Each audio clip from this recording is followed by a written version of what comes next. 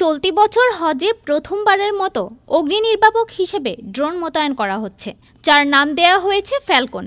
১ মে Saudi আরবের civil ডিফেন্সের মহাপরিচালক এই ঘোষণা দিয়েছেন।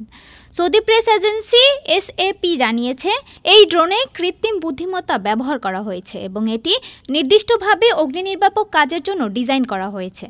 ড্রোনটি এমন সব স্থানে ব্যবহার করা হবে যেখানে পৌঁছানো চ্যালেঞ্জিং।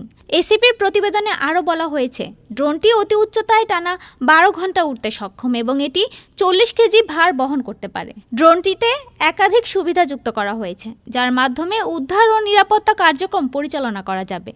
এতে রয়েছে থার্মাল ক্যামেরা, যা দিয়ে লাইভ ভিডিও সম্প্রচার করা এবং সরাসরি নিয়ন্ত্রণ কক্ষ থেকে পরিচালনা করা যাবে।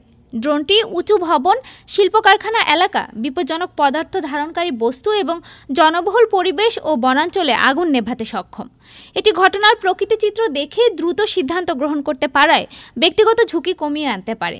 সিভিল ডিফেন্সের মহাপরিচালক মেজর জেনারেল হামুদ বিন সুলাইমান আল ফজর এক প্রেস কনফারেন্সে হজ নিরাপত্তা কমান্ডার ফোর্সকে এই ড্রোনের কার্যকারিতা সম্পর্কে জানান। ডেস্ক রিপোর্ট, আজ বার্তা।